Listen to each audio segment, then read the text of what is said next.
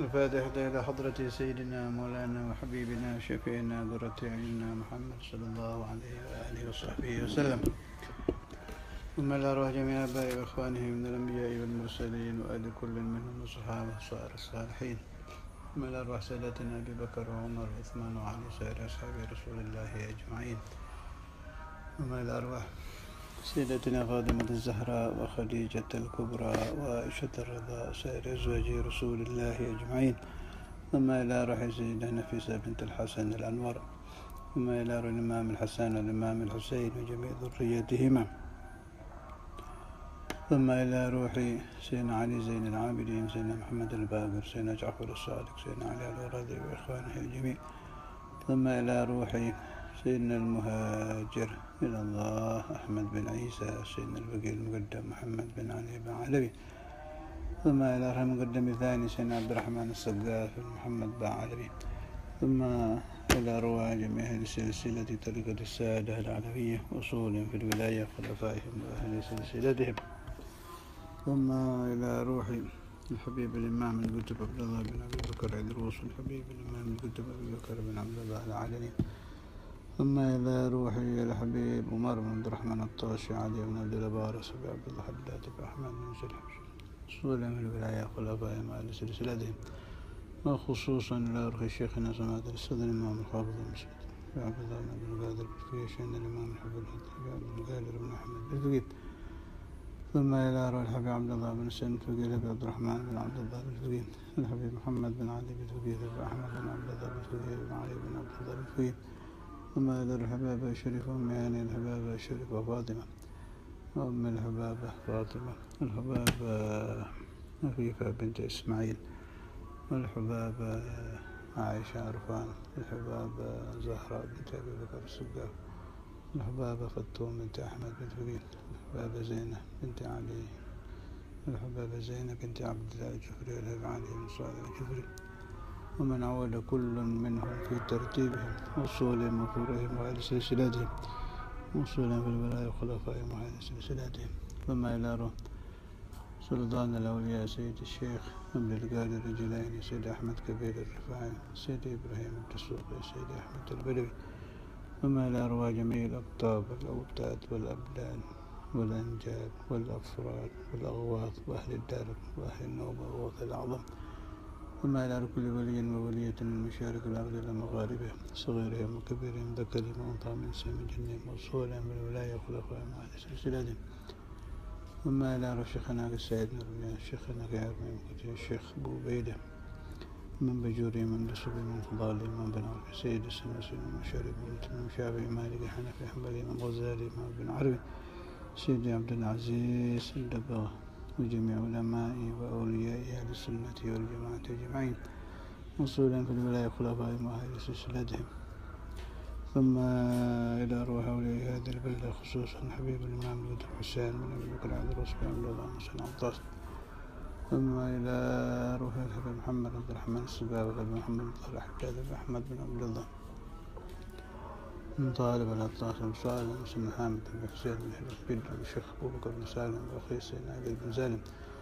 الحبيب الإمام القطب أبو بكر محمد السقاف والحبيب الإمام القطب أبو بكر بن عبد الله عطاس والحبيب علي بن هاشم السقاف والحبيب جعفر بن شيخ السقاف وحامد باسوران الحبيب محمد خالد بن كلام سيد يوسف تلعون الحبيب علي بن السقاف باسوران وأصولهم وفروعهم وأهل سلسلاتهم.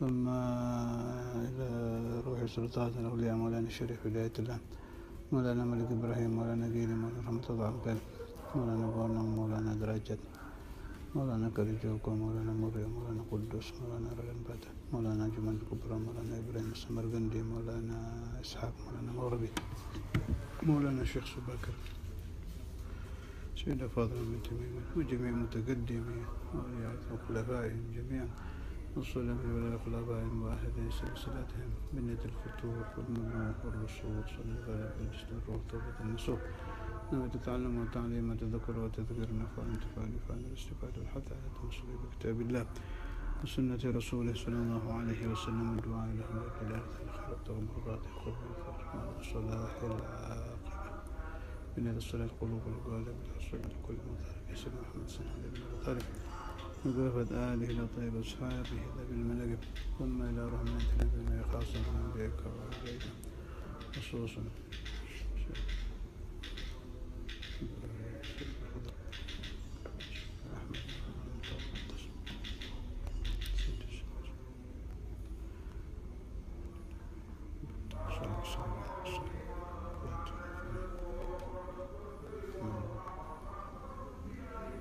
ثم ذرها بين وبائكم أمهاتنا وأمهاتكم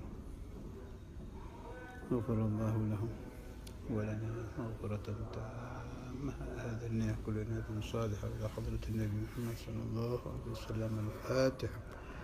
أعوذ بالله من الشيطان الرجيم. بسم الله الرحمن الرحيم. الحمد لله رب العالمين الرحمن الرحيم مالك يوم الدين إياك نعبد وإياك نستعين اهدنا الصراط المستقيم صراط الذين أنعمت عليهم غير المغضوب عليهم ولا الضالين.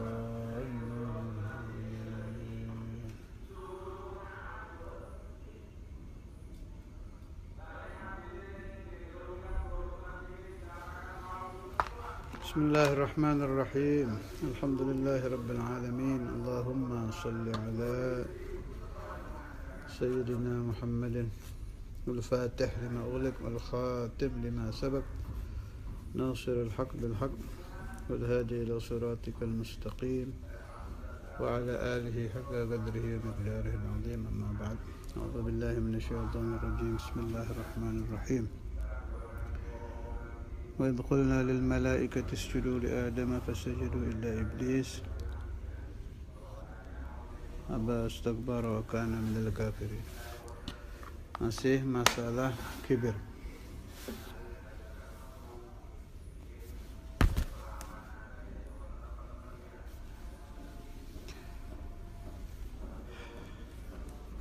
Ada kata-kata Sultan al-Awliya Syekh Abdul Qadir al-Jailani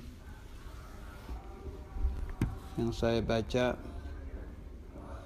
dalam kitab Maragil Ubudiyah di Syekh Muhammad Nawawi bin Umar al-Bantani. Qala Syekh Abdul Qadir al-Jailani ma wasaltu ila Allahi bisyami naharin wala qiyami laylin walakin wasaltu ila Allah bil karami wat tawadhu'i wa salamatis sadr atau kama qala. Saya tidak sampai kepada Allah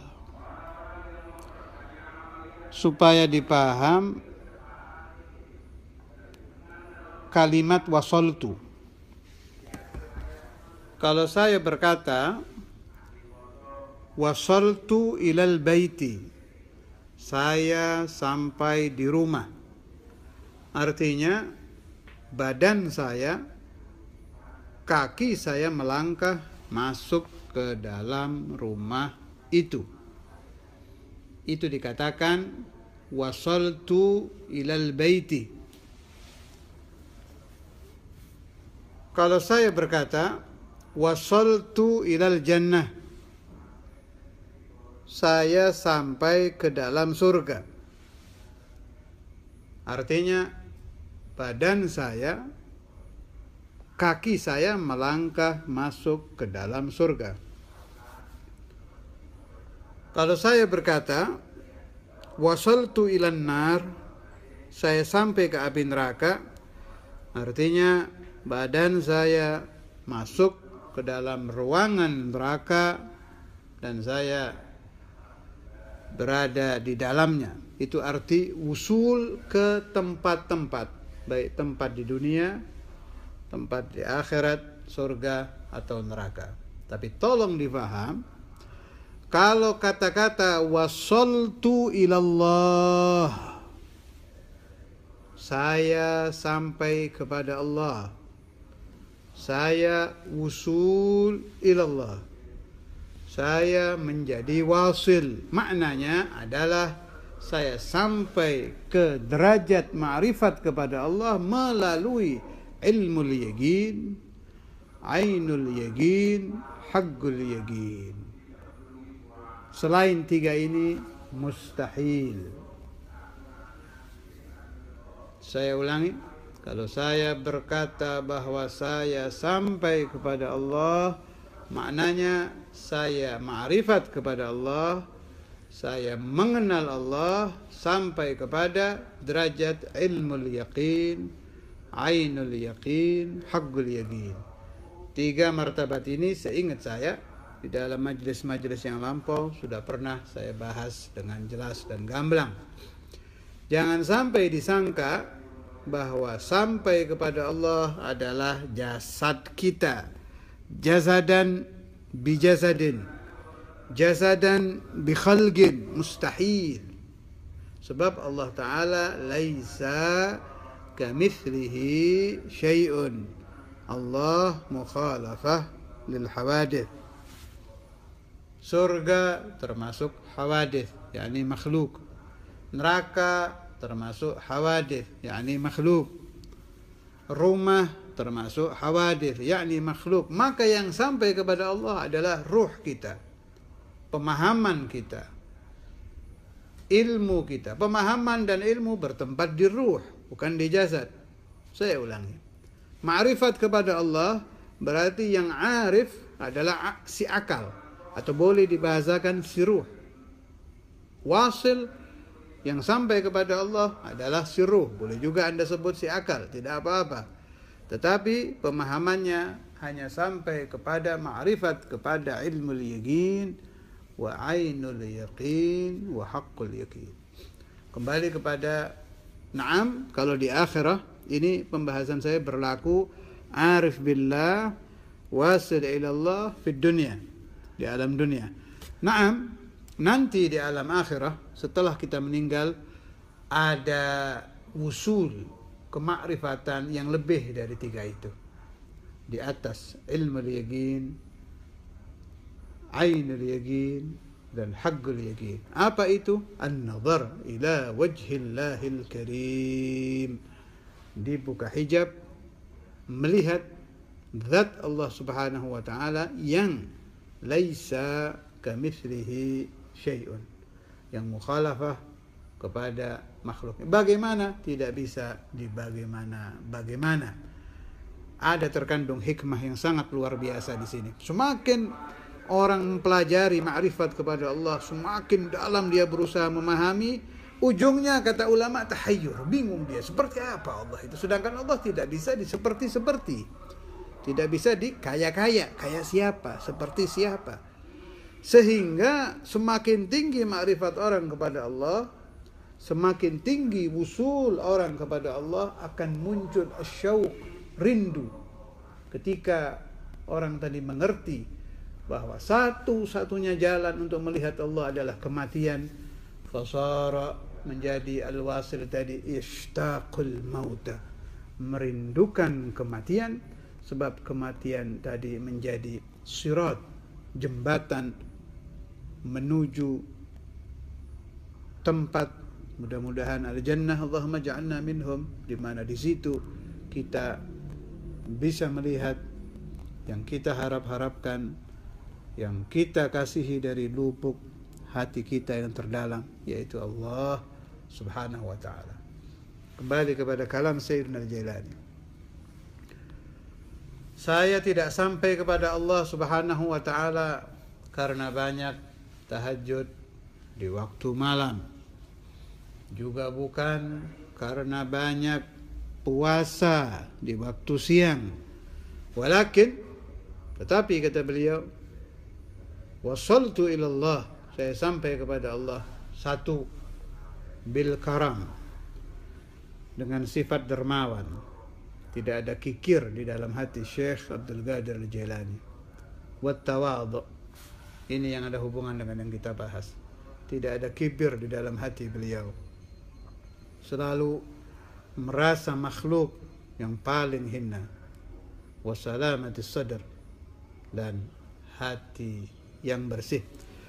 Sayyidina Maulana Al-Walid Al-Habib Abdullah bin Abdul Qadir Bil-Faqih apabila menghadiri haul yang mana sahibul haul termaksud menduduki maqam wali abdal, yang saya tahu ketika beliau hadir di haul Ki Hamid Pasuruan dan di haul Al-Habib Hussein bin Hadi Al-Hamid Brani, beliau mengeluarkan hadis ini. Qala Rasulullah sallallahu alaihi wasallam atau kama qala, inna lillahi ibadan 40 rajulan wa fi riwayatin 60 rajulan yuqalu lahum al-abdal. Sungguhnya Allah Subhanahu wa taala memiliki hamba-hamba pilihan setiap zaman 60 orang. Sebagian riwayat hadis mengatakan 40 orang. Inna lillahi ibadan 60 rajulan yuqalu lahumul abdal bihim tunsarun. Dengan barokah mereka, Sayyidina Al-Walid mengartikan kalimat bihim dengan arti dengan barokah mereka. Tunsarun, kalian dimenangkan dari peperangan, kalian ditolong dari musibah. Wa bihim turzaqun, dengan barokah mereka kalian diberi rezeki. Wa bihim tudfa'u anwa'ul bala, dengan barokah mereka kalian tercegah dari berbagai macam bala.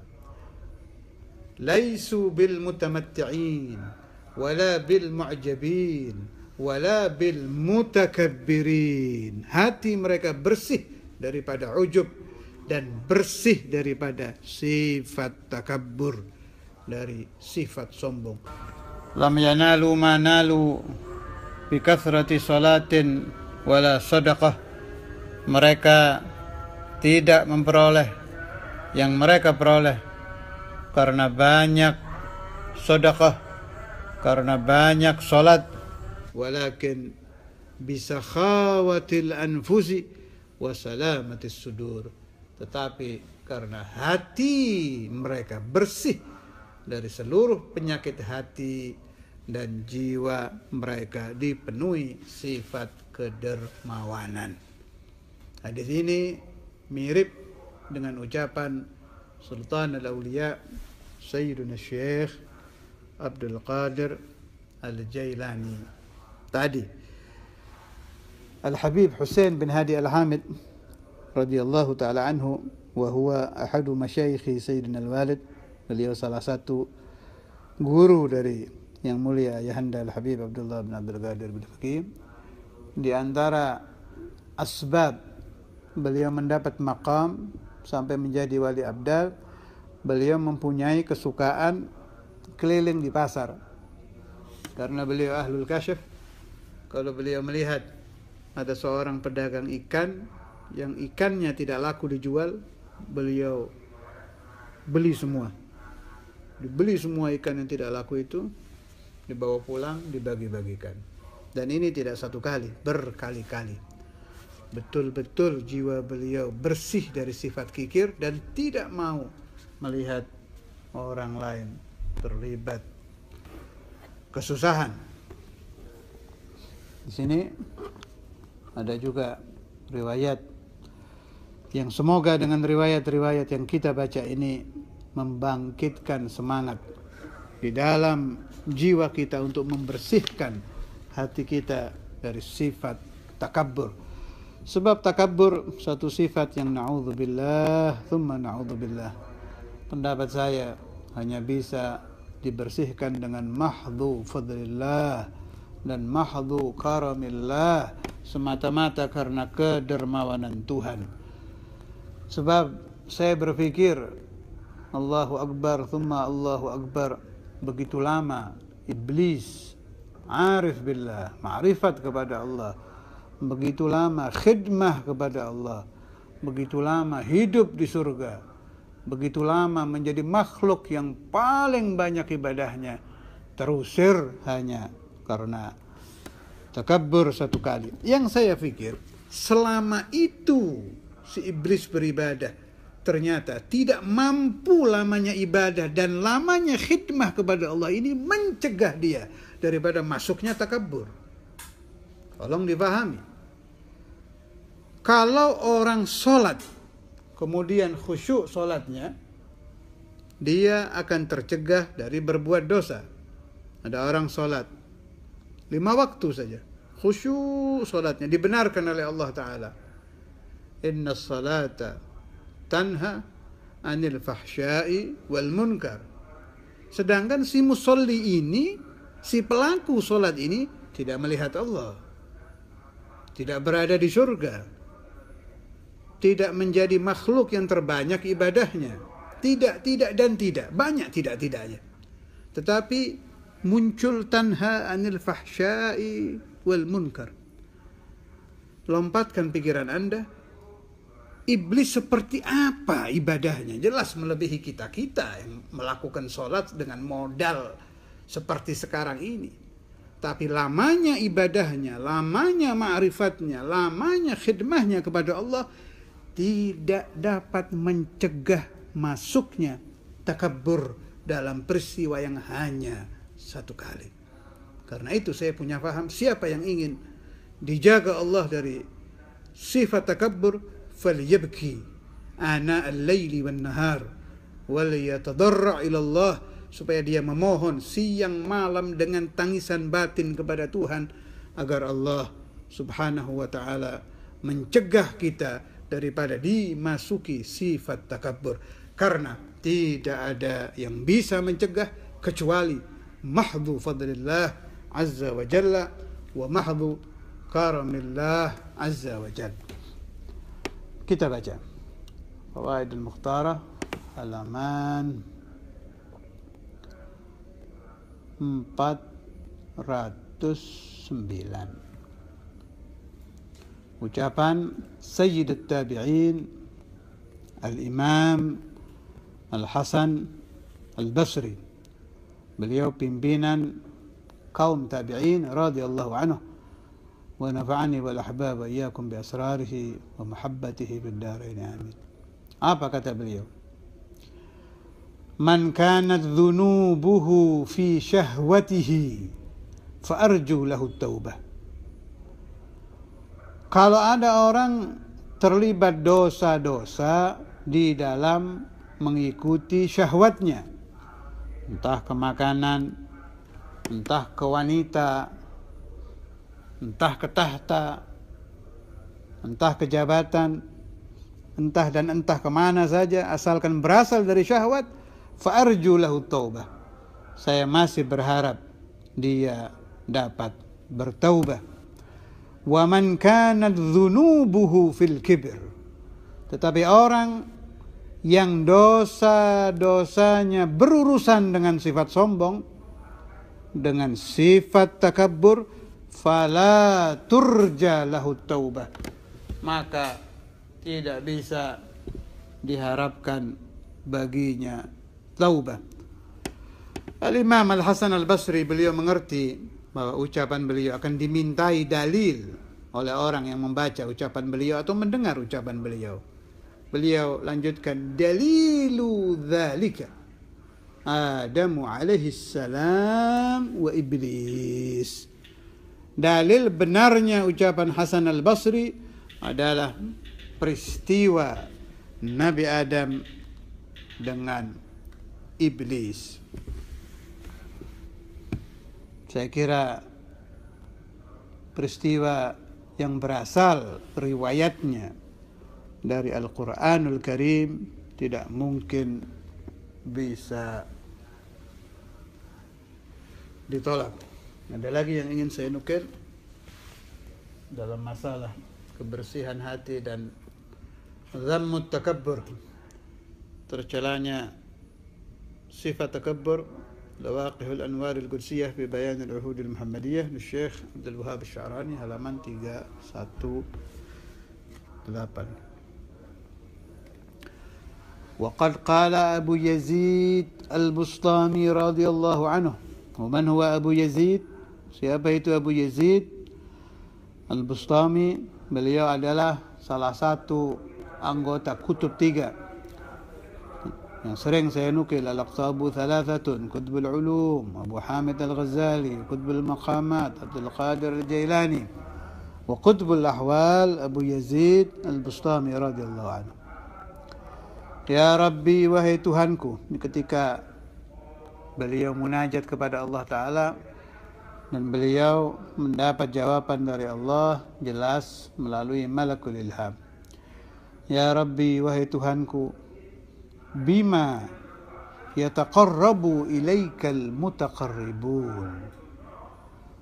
Wahai Tuhanku, dengan apa orang-orang yang mendekatkan diri kepadamu mampu berdekat diri padamu? Atau dengan bahasa lain, bagaimana caranya orang yang ingin akrab denganmu, ingin dekat kepadamu? Waqala, Allah Ta'ala menjawab, bima laisa min sifati, dengan sesuatu yang tidak termasuk sifatku. Faqala, ya Rabbi, wa ma huwa? Bertanya lagi Sayyidi Abu Yazid, wahai Tuhanku, apa itu? Qala adz-dzullu wal iftiqar, merasa hina dan merasa selalu butuh kepada Allah Subhanahu wa taala. Masyaallah. Adz-dzullu wal iftiqar, di dalam hati selalu merasa orang yang paling hina, wal iftiqar, dan di dalam hati selalu merasa butuh kepada Allah Subhanahu wa taala. Memang dua hal ini kunci. Kalau orang hatinya tidak ada rasa bahwa dia di atas seseorang, tidak ada rasa bahwa dia di atas makhluk lain, in fataha lahul qalb, akan terbuka hatinya. Wal iftiqaru, kalau orang hatinya selalu merasa butuh kepada Allah Ta'ala, ketika dia akan sholat tidak mampu khusyuk, hatinya menjerit, ya Allah, beri saya khusyuk. Ketika dia ingin puasa Rajab seperti bulan ini, syahwatnya terlalu dahsyat, ingin 30 hari, 2 hari batal, ingin sehari, tidak kuat. Dia menjerit, ya Allah, kuatkan saya berpuasa Rajab. Karena saya tahu bahwa Rajabu syahrullah, bulan Rajab adalah bulan Allah. Wa Sya'banu syahri, Sya'ban adalah bulan aku Nabi Muhammad. Wa Ramadhanu syahru ummati, dan Ramadhan adalah bulan umat Muhammad sallallahu alaihi wasallam. Karena dia tahu bahwa al-qalb, ar-ruh yang ingin mendapatkan Lailatul Qadar harus mulai dibersihkan dari bulan Rajab, dicuci dari bulan Rajab. Berharap syafaat Nabi di bulan Sya'ban dengan memperbanyak salawat ala Nabi, dan insyaallah bimahdi fadlillah wa karamih bertemu Lailatul Qadar di bulan Ramadan. Allahumma ya Allah, semoga saya dan orang-orang yang mendengarkan suara saya ini diberi futuh, keterbukaan, sehingga mampu menyerap asrar yang Allah turunkan di bulan Rajab. Jangan kira bahwa Rajab bulan yang biasa saja. Bahkan ada wali-wali Allah yang hanya diangkat menjadi wali selama bulan Rajab saja. Lepas bulan Rajab kewaliannya hilang. Sampai diterangkan oleh Sayyidi Yusuf bin Ismail An-Nabhani, mereka terkaget-kaget ketika menjadi wali, dan terkaget-kaget tidak tahu hilang kewaliannya. Mereka disebut Ar-Rajabiyun, wali-wali Rajabi, yang diangkat menjadi wali Allah hanya selama bulan Rajab saja. In kunta aqilan, kalau Anda berakal, Anda akan berkata, bagaimana itu bisa terjadi? Saya jawab, karena asrar bulan Rajab yang sangat luar biasa, yang lain dari yang lain. Memang Ramadan lebih afdal dari Rajab. Naam, afdal. Ramadan afdal syuhur, sayyidus syuhur. Tetapi yujadu fil mafdhul ma la yujad indal fadil. Terkadang sesuatu yang derajatnya di bawah sesuatu yang di atasnya mempunyai kelebihan yang tidak ada di sesuatu yang lain. Maksud saya, contoh Nabi Musa dengan Nabi Khadir. Nabi Musa afdal, Nabi Khadir fadil. Tapi ada ilmu ladunni yang ada di Nabi Khadir, tidak ada di Nabi Musa. Padahal Nabi Musa nabiyun wa rasul. Sayyidina Al-Khadir nabi saja. Atau ada qaul rajulun salih. Tapi ada ilmu ladunni yang tidak ada di Nabi Musa. Al-Fadil diberikan kepada Allah Subhanahu wa ta'ala, kepada Sayyidina Al-Khadir Al-Mafdhul. Saya katakan Sayyidul Syuhur Ramadan, ada di dalamnya Lailatul Qadar. Fadil melebihi Syahrul Rajab, tapi ada di bulan Rajab rahasia yang tidak ada di bulan Ramadan. Apa itu rahasia? Di antaranya adalah diangkatnya wali-wali Rajabi, dan ada lagi lahirnya Nur Muhammad sallallahu alaihi wasallam malam Jumat tanggal 10 Rajab.